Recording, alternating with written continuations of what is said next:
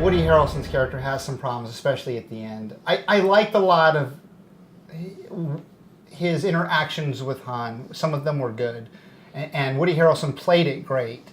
But just some of the writing decisions for the character. Yeah, he was playing Woody Harrelson, who's kind of a charming guy. So it worked, but his character didn't make any sense. It didn't make a lot of sense. And then, of course, so once he leaves and doesn't kill Paul Bettany, the stupidest decision, one of the stupidest decisions in Star Wars franchise history, then Kira and Han are left to deal with Paul Bettany, and Kira kind of disarms Han for some reason. Again, makes no sense. I don't understand what she was doing. Let him kill Paul Bettany. He has a gun. He gets his gun, and then she disarms him, so it's like, okay, she's now turned on Han. Then she fights Paul Bettany and kills him. Turns on him. So is she on his side? Is she on... and then she goes, Han, go out and get Chewbacca. He needs your help. I'll be right behind you. And flies away. Bye, sucker. It's like, what the... Pretty stupid, because I'm sure that ship alone and all of the cargo that is currently on it would probably be equal to, or at least a good sum take it somewhere of and money. sell it and get their own ship or something. Right. I mean, they needed money to begin with. Why? I mean, you could save Chewie, but I mean, if Kira is that... Yeah, can we just... Han Solo's a pilot. Can we just fly? How did Han Solo get in front of Woody Harrelson and Chewie? Well, so then going out into the desert. After that, yeah, Han... Do they have a transporter on board? Woody is making Chewbacca carry the fuel, and they're wandering in the desert. I guess to go to a spaceport or some city. Who knows? They don't really say. Just wandering in the desert. And then Han, because he's fit and young, he jogged. And is that what happened? He got in front of them. Yeah, it was kind of stupid. But yeah. Why doesn't he just come up over the hill and yell at them, hey, stop. No, I hate that. You come up over the hill and, but we left before. Oh, no, whatever. He's just magically in front of them. Okay, whatever. Bad writing, directing decision. Sorry, Ron Howard. And then one of my favorite moments in the movie happens here is when, despite what Woody Harrelson's character said or did throughout the movie, at least he did warn Han not to trust anyone, and we've already seen it. And we already know he shouldn't trust Woody Harrelson at that point. But Han sees that, Woody Harrelson's kind of itching for his gun, and so Han just shoots him, like no questions. No, I'm going to shoot you after you shoot, and my head does a weird digital dodge. No, Han shoots first. He shot first before, he shoots first now. Good. I love that homage to the original Star Wars movie. He was the only one that shot. Right. There was no first. He didn't even shoot first. He was the only one that shot. In both movies. Times. Both times. Yeah. Thanks for pointing that out. There was no first shot from Greedo. Yeah. There was no first shot from Woody. Yeah, that was good. I like that. It was that. kind of a little unexpected. You're like, oh, he's like monologuing. He's monologuing. Oh, all right. Good job. You learned something from me. Yeah. Good job, kid. But then he goes over and he understands that this guy is just sort of set in his ways, and he is who he is, and he still is there in his dying breath for him. Like, that's Han, because he's got the heart of gold still that. Yeah. He had to do it. Well, it was like a father figure to him, too. He was a mentor. Was a mentor, kind of. Definitely the mentor. He's the Obi-Wan. He just wasn't a very good mentor. Well, I would say it's about 50-50 for me. I think about half the stuff he does in the movie is really good and good mentoring, and then there's a few just really bad choices, like leaving Paul Bettany alive. But anyways, and then the closing scene is Han gambling with Lando, and he picks his pocket when he gives him a hug, and he takes his favorite card up his sleeve. Yeah. Steals it. Yeah. That was fun. That was fun. And he beats him at cards. I got to say, the first card game felt a little drawn out, and I was a little bit bored by it. It was a little long. It was just like... Because they showed a bunch of hands, like him winning back and forth. We got it. We're not watching Casino Royale. Well, luckily at the end, there was none of that. He's there. He said, I got the fuel enough for a buy-in. Cut to... Are you gonna call? I'm gonna go all in. He calls, and that's it. It's like the game is over. He lost. Then they're in the ship and flying away. And they're flying away. Credits. And credits. So. Han and Chewie together. And I just love the stuff with Han and Chewie, like the moments in the Falcon together. It was a great little moment when. Everything with Han and Chewie was pretty great. But there's a chilling moment. For me, it was like spine tingling. It was a little teary eyed, just in like the bringing together of Han and Chewie in this really strong, legitimate way. We've seen them through trials and tribulations throughout the movie, but that moment when Kira is sitting there in the pilot chair. And he says, increase the deflectors in the rear or something. And she's like, well, I don't know how to do that. Chewie stands up. He starts flicking switches. He turns everything on. Reaches over her shoulder. And he's, I didn't know you know how to fly. He's like, oh, I'm 190 years old, Yeah, you look good for 190. Kira gets up and says, Chewie, you take over. Chewie sits. And then there's just that little, the music just goes into... Just and it just does that. It doesn't keep going. It just plays it. It's Han and Chewie in the cockpit doing their thing. The established pilot co-pilot relationship that we see for the next however long, and it's just one of those moments where I went, that's perfect because of the setup. Not paying fan service. It was set up their story throughout the movie. Yeah. Han and Chewie, great. Kira, good mystery. There's nothing wrong with a little fan service. I don't. Oh yeah. Yeah. People say fan service. It's like, well, that's what these movies are about. Yeah. So if you don't want any fan service, you get The Last Jedi. Go and watch the Book Club or whatever movie is out right now. Or The Last Jedi. Or, no fan service paid. Don't watch that. What did you think of? I don't know if we talked about it or not. It's been so long since we started, but L3 being integrated with the Millennium Falcon. She gets killed. Yeah. The robot L3, and they basically connect her core with the Falcon because she's such a great, has this huge navigational database, and they integrate her with the Falcon. I think Lando would want to get that back at some point. Yeah, maybe not. Maybe he wasn't as connected to her as she thought. We don't know what happened, right? Because he flew away, and then for whatever amount of time has passed since he was gambling, he could have downloaded her and rebuilt her. We don't know. True. Because the ship was repaired when Han got it. Yeah. So could be. I just assumed that he downloaded her and rebuilt the robot because he had her part of her body. I mean, Yeah, I think that whole the robot being integrated though with the ship is kind of referenced in the original trilogy, or it's a reference back to the original trilogy where 3PO's like, I don't know where your ship learned to communicate. Oh. It has the weirdest dialect, but this and this, is wrong. It could be an imprint too, or a copy, or whatever. We don't know what Lando did, right? At this point, if there's a sequel, maybe we'll see L3 walking around. Or maybe L3 talking or communicating through the ship. I don't know. But I assumed Lando was really fond of that L3. So there's no reason not for him to download her and put her in a new body, right? I mean, that she's a robot, so you can do that. So a couple of things. Yeah. No Jabba the Hutt. Not in this movie. I was expecting there was Jabba a reference the Hutt at the end, though. But no Jabba the Hutt. But instead we got Paul Bettany. All right. He was good. The acting was good. I didn't think much of the character. Well, the character wasn't given a lot. Yeah. The what he was given was okay. Okay, so no Jabba the Hutt. Yeah. No Boba Fett. No Boba Fett? No Boba Fett. It's was almost expecting a little bit of Boba Fett in this. I think Boba Fett always, for me, felt like he was sort of in with Jabba. Like Jabba was one of his main employers. Obviously, he worked for the Empire too. We saw that, but it seemed like I think he was associated. He's with, worked for. But I think that maybe Han will people. get introduced to him when he's around Jabba. I think at least maybe if they do a sequel, that would be my prediction. We see Jabba, we're gonna meet Boba Fett. I think. Oh, another big thing. Who we did get in this movie was Darth Maul. Oh yeah, Darth Maul. So I thought he died. That. He had one of the. Yeah, you were shocked.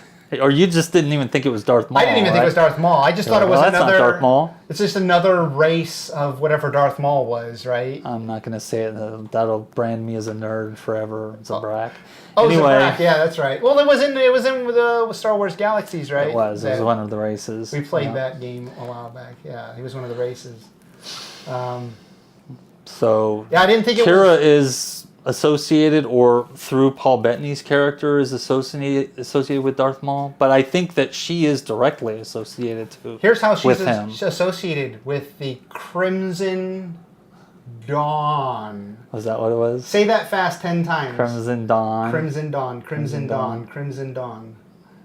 They keep referring to the Crimson Dawn like the Empire or the Rebels in the other movies. It's kind of just bland. It's a mouthful, and it's two words that should never ever go together. Crimson Dawn. That doesn't bother me. It's just Dawn. boring name. It reminds me of a diehard criminal, diehard terrorist group that Hans Gruber wants to be freed, where he's talking to the FBI. Yeah. Crimson Dawn?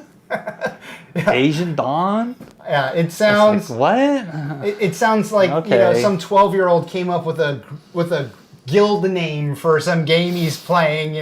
We're gonna be Crimson Dawn. Yeah, it's just functional, I guess. Whatever. It's dysfunctional, in my opinion, because every time the characters keep saying. As a matter of fact, there was one scene where I think in about 10 or 15 or 20 seconds, in a real short amount of time, a bunch of different characters said Crimson Dawn. So it was mentioned like 4 or 5 times in a very short amount of time. And I just remember looking over and saying, stop saying Crimson Dawn. It's stupid. It's just a dumb sounding name. But yeah, so she obviously has some mysterious backstory. And well, we get to see her kind of really kick ass. We don't really see it, but we just kind of see through the window when they're going when they're on the spice mines of Kessel, and she goes in with like the leader of that mine. Yeah, we see her and L3 outfit flying, and then it's like whip, and L3's like, "Wow, where'd you learn to do that?" Yeah. And then she says, "Well, it's Tiraskazi, and somebody taught me." Tiraskazi being a famous fighting style in the Star Wars galaxy. If you're not familiar, look it up. It's interesting. It was in Star Wars Galaxy. But that kind of gives us an idea of like, oh, there's more going on here. She's not just some helpless little assistant to the boss, Oh yeah, she's a trained then fighter. She messes him up at the end, right? Oh yeah. She's. You don't want to go hand to hand with her. She's badass. Yeah. So. Yeah, she has some association with Darth Maul in this Crimson Dawn organization, and is a trained fighter and maybe force sensitive. If you had to put money on it, why not? Everybody is. I know that or at least if I remember correctly, the Tiraskazi fighting style was just a form of fighting, and it didn't necessarily meant that they chose people with the force sensitivity to become Tiraskazi fighters to train them, but. Either way, she's just a martial arts style. I think it's somewhat like a martial arts style, fighting style.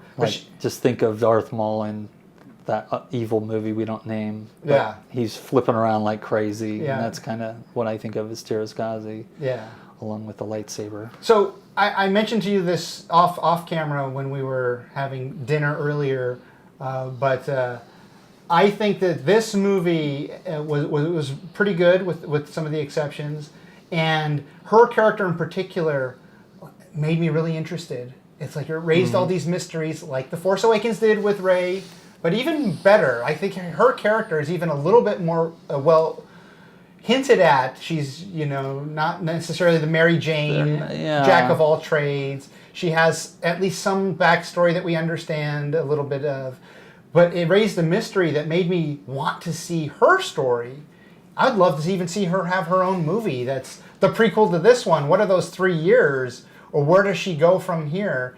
Whether they do a solo sequel or not, I would love to see. No prequels, please. No more prequels. Just we know she's alive in this movie. If you go back, there's no threat to her. There's no tension. Just like half the time in this movie. Oh, Chewie's going to fall off the train. He'll be fine. Yeah. We know he'll be fine. He's going over the cliff and all the trains are going. Oh, no, he'll be fine. He'll be all right. Don't worry. Han will be fine. Well, they do have cloning technology. Chewie will be fine. Cloning technology. Let them die. I guess. But we can't do the Star Trek and Vulcan mind meld and transfer consciousness. That we know. Why not? It's the Force can do anything, right? But what I was saying to you earlier off camera was that I wanted to say here was, if there is no sequel, or if there is a sequel and her character is not fleshed out a little bit more, so we don't learn about how she got to be where she is and where she's going, I think that weakens this movie. Because so much of this movie hinged on her character, her going with them, her sort of being Paul Bettany's right hand, the eye to watch, and at least he thought he could trust her. So what has she been through? It's a good mystery, set up a good mystery. But if you're not going to pay it off in this movie and explain any of it, you're going to weaken this movie if you don't have a sequel or her own movie that explains a little bit of it, in my opinion. Any thoughts on that? Did you like her character? I think she got much more interesting at the end. During the whole rest of the movie, she was just kind of. She was just kind of there and kind of did her thing a little bit in the Spice Mines, like I said, with the karate. And then at the very end, she became kind of.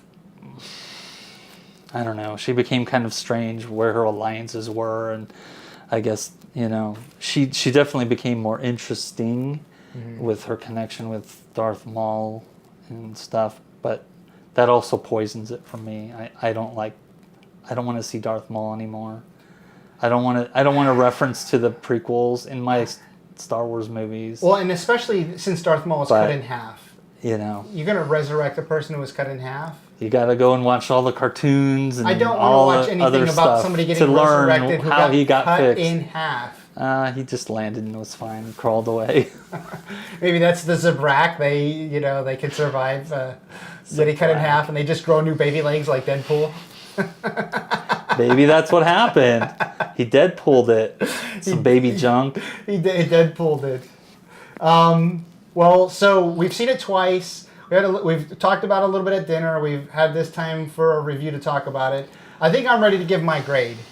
At least this, after a couple of weeks of reflection or future viewings, maybe it'll change. But I think I can give it a B+. I was that low. I was going to give it an A-. But you really liked it. I did really like it, and actually, there's a lot of problems though. There's a good chunk of the movie that is a solid A for me. Yeah. A few parts that are A+, but there's That's few just not nearly enough. When you take away some of the mystique that Star Wars always had in the intro, the credits, the opening sequencing, that pulls it down a bunch, the grade. And then a couple of silly things throughout, which I can forgive. And Thandie Newton's character, the lame sacrifice, some of Woody Harrelson's choices, a couple of the lame jokes, but that's part of the intro.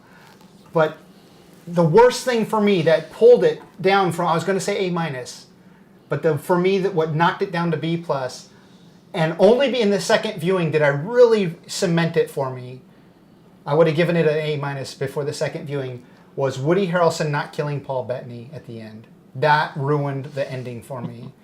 It was stupid. It was just like the dumbest plot moment in this movie. And here we are at the end. We're kind of a fun heist movie. You've double-crossed back and forth. Finish it!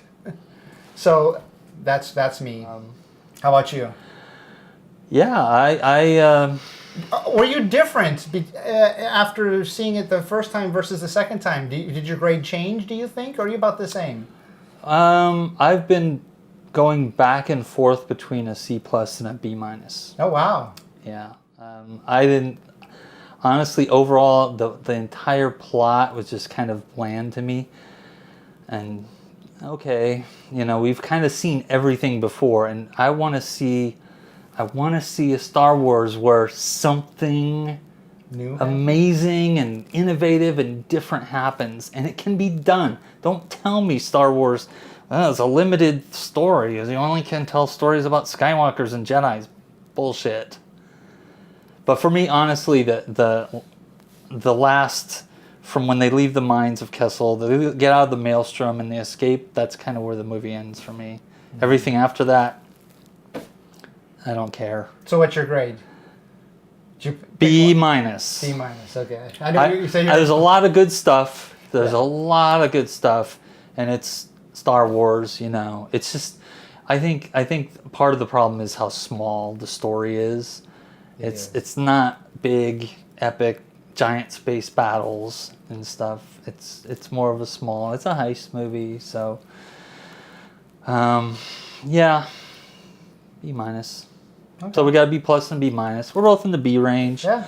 I think we both enjoyed it fairly well. I wouldn't tell people not to go see it. Certainly. Yeah. If you don't like Star Wars movies, maybe not. Why bother? Yeah. But if you're into Star Wars at all, it's a fun time. And you get to see Chewie and Han. Doing some really great stuff together. Like some A-material stuff when it's the two of them. Getting into some shenanigans. That's one of the great things I loved about Force Awakens. We won't get into a Force Awakens review here, but seeing Han and Chewie planting detonators and climbing up on stuff, and it's fun. It's stuff that we should have seen for years. We should have been seeing it all through the 80s, through the 90s, but yeah, we could have had a great Star Wars movie every 4 or 5 years if Lucas would have let it happen. Lucas could have just handed it off to somebody who could have handled it. He did say give it to Kasdan to write it, and he did say there would never be an episode 7. Although Kasdan wrote this one, and I don't know the writing. And I think his son. Yes, Lawrence Kasdan and his son.